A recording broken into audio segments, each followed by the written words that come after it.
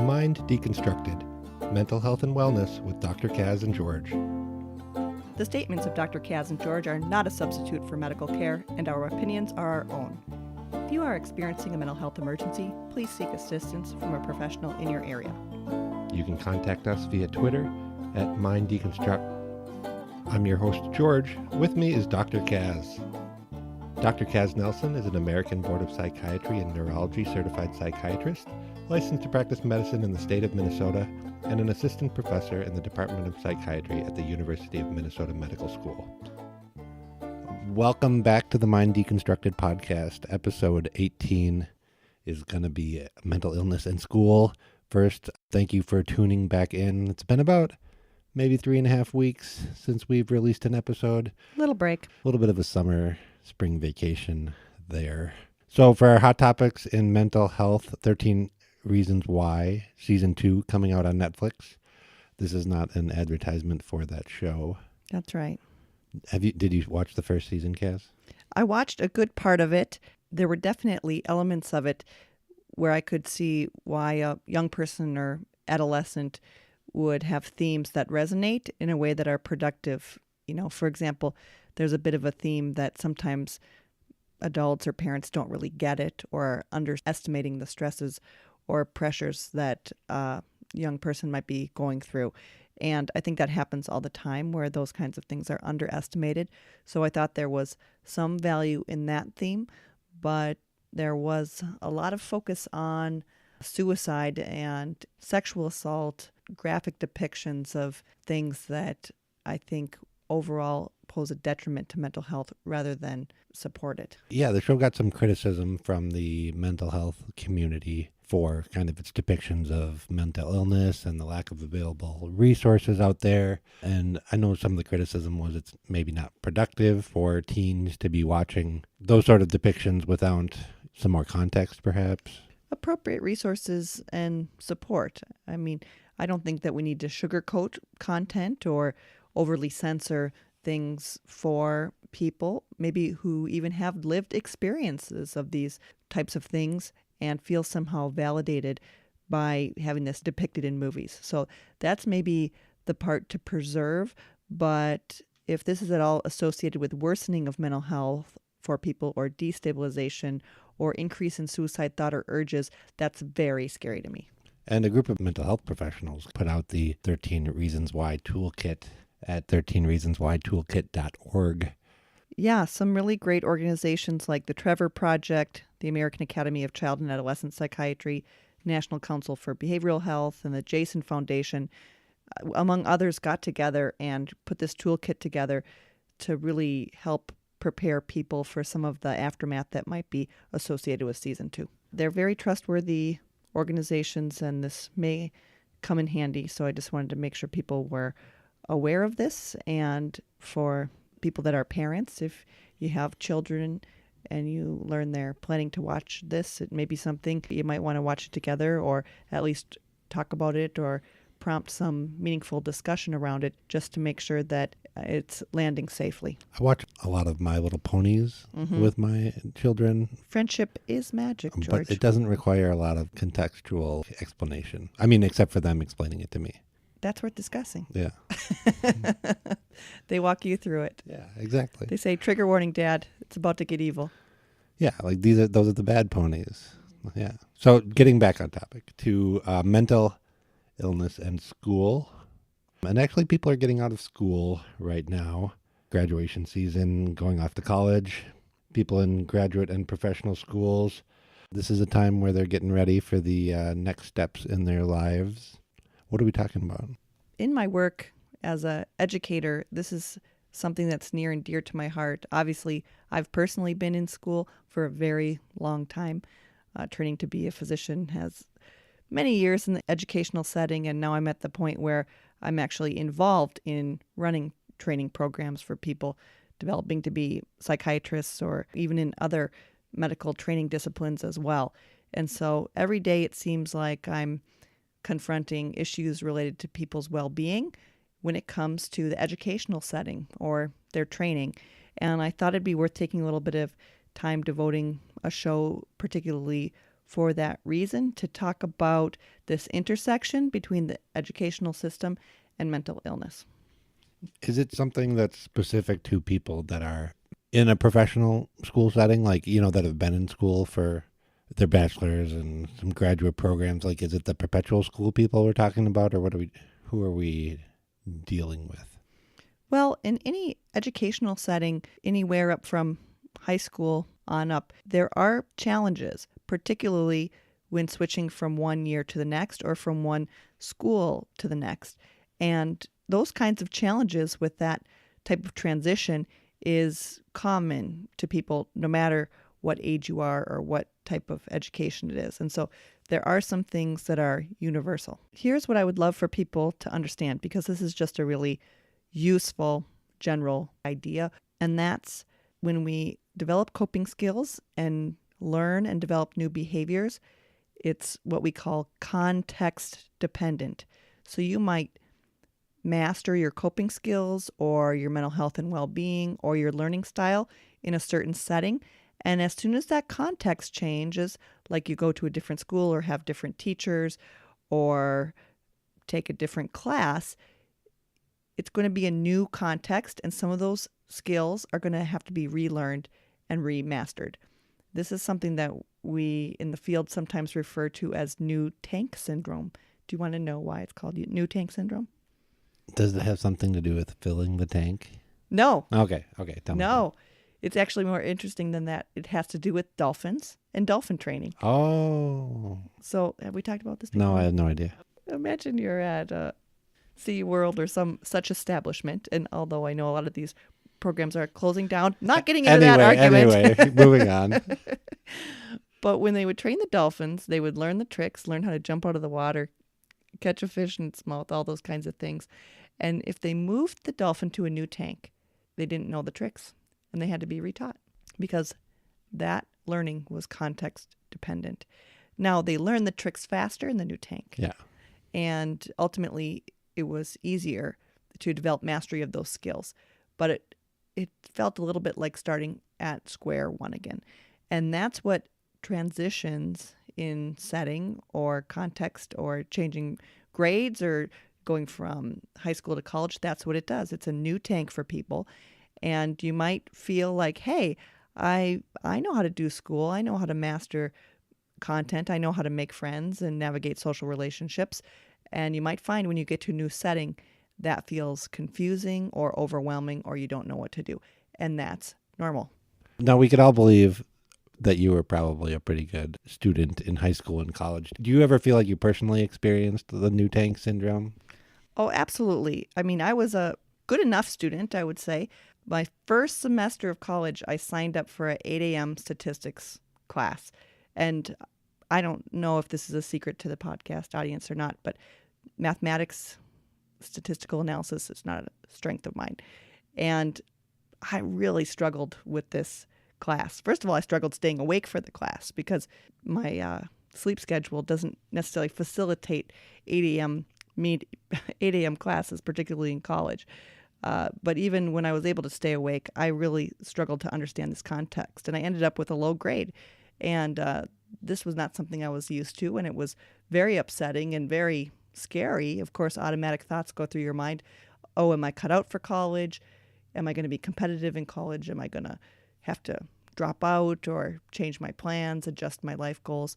All these kinds of scary thoughts that even threaten your identity or your sense of self. If you consider yourself a high achiever and all of a sudden you have something that threatens that, it can be very overwhelming.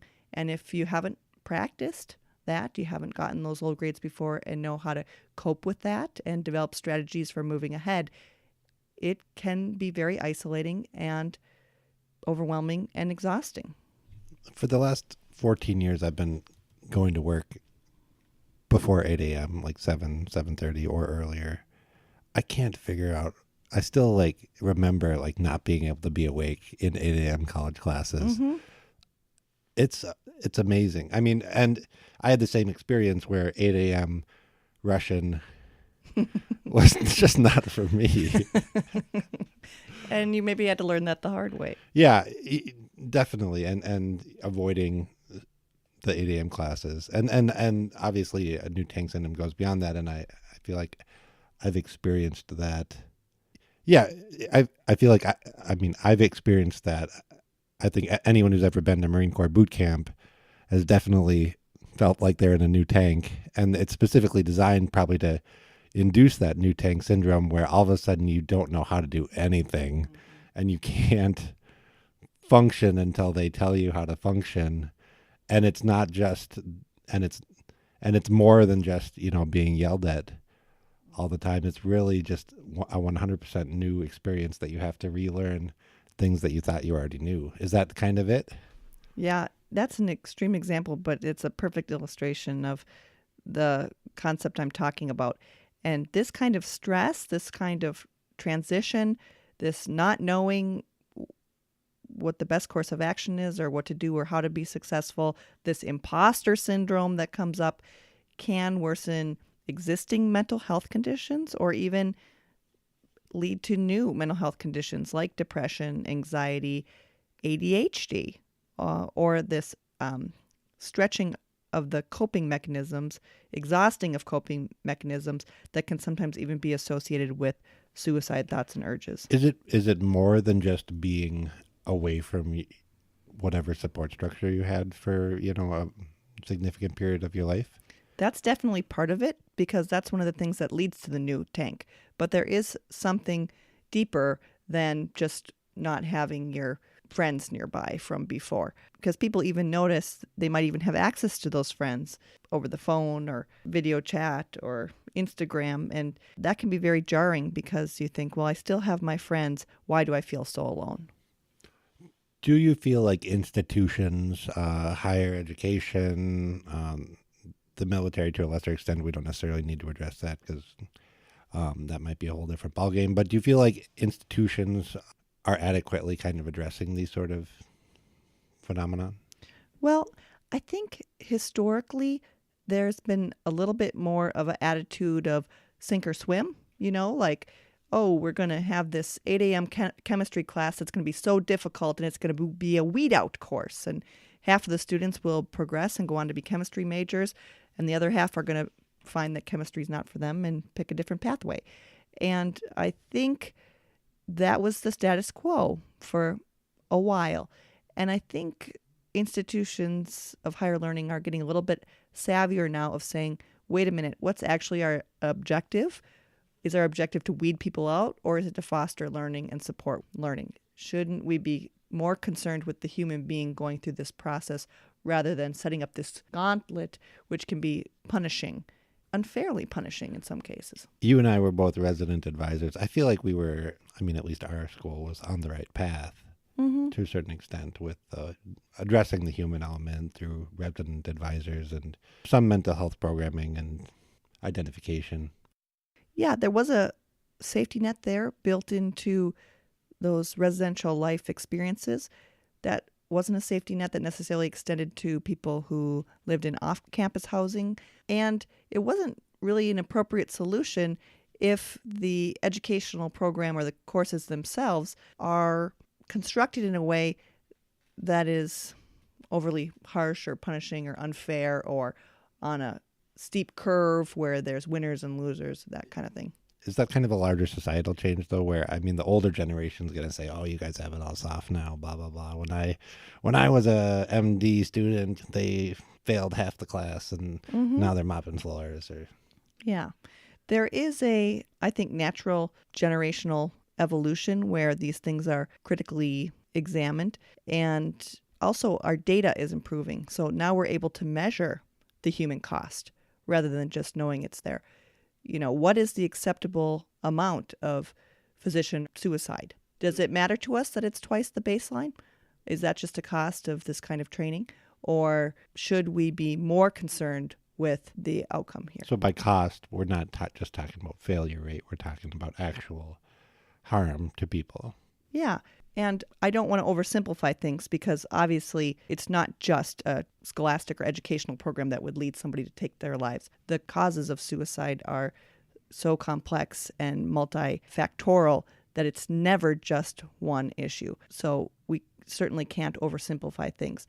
We can, though, look at the educational training, the stress it promotes, the cognitive load that it places on people, and ask, is this optimal for the thriving of human beings or not? So what resources are out there that you recommend? Most schools will have health plans or counseling services or crisis response infrastructure advisors that are in place for student well-being to help them appropriately navigate the educational system and provide them support. At colleges, you mentioned resident life advisors or even educational advisors are there for students. Deans of student life are often involved with these types of wellness issues. You also have disability services that are meant to adapt educational programs to take into account if a student has a mental illness or a personal challenge that they're encountering that requires particular accommodations in their education. But I think more and more we're going to see people struggling with these kinds of issues. There's reducing stigma for accessing help, which is wonderful, but the systems in place to meet that need are probably underserviced and understaffed at this point. And so there's going to be a lot of need for advocacy for appropriate services in this realm. And how do you get people to access those resources if they have a problem or if you identify someone? Well, I've been very heartened by the grassroots student-run advocacy in terms of seeking help and support, including peer support for these types of challenges. And so more and more it is becoming socially acceptable for me to say, oh, see you later, I got to go to my therapy appointment or that kind of thing. And so... Do you hear that? Yeah, absolutely. Yeah. And so this idea that students are superhuman somehow or can't or shouldn't access help or support for what they're enduring, it might even be substance abuse issues, that is decreasing. And we all have a role in reducing this stigma and supporting one another. Last question. What about that one individual you're worried about who isn't, even though the stigma is reduced, that person isn't accessing the resources available? Well, certainly if they're demonstrating emergency behavior, you want to access emergency services, whether that's 911 or the National Lifeline for suicide prevention. Those are some immediate resources that you can call right away if you're very worried. Otherwise, I think it's certainly reasonable for you to share your concern with that person directly about their health or well-being. It's okay to ask about suicide. I've mentioned this before, but asking about suicide doesn't necessarily plant the idea or lead somebody to take their life. It's something that's going to be experienced as supportive, or they might say, of course not. And that's okay too, but you don't have to be afraid to ask directly about it. And then you can let the person know that you care and that you're concerned and that you want to help them to be able to get help and support them in their process with connecting with someone who cares and can help them navigate what can be very stressful and painful territory where they don't have to do that alone, whether that's a psychiatrist or a psychologist or even a counselor or a guidance counselor at the particular setting you may be in. There are inroads, and it does get better. Yeah, it does. Okay, thanks for joining us. We hopefully will be back in 2 weeks with another episode, so check out iTunes or wherever else you get your podcasts. Thanks, everybody. Take care. Thank you for joining us today. This podcast was produced by Kaz and George. Music by Paul. He's the best. Contact us and send us your questions on Twitter at MindDeconstruct.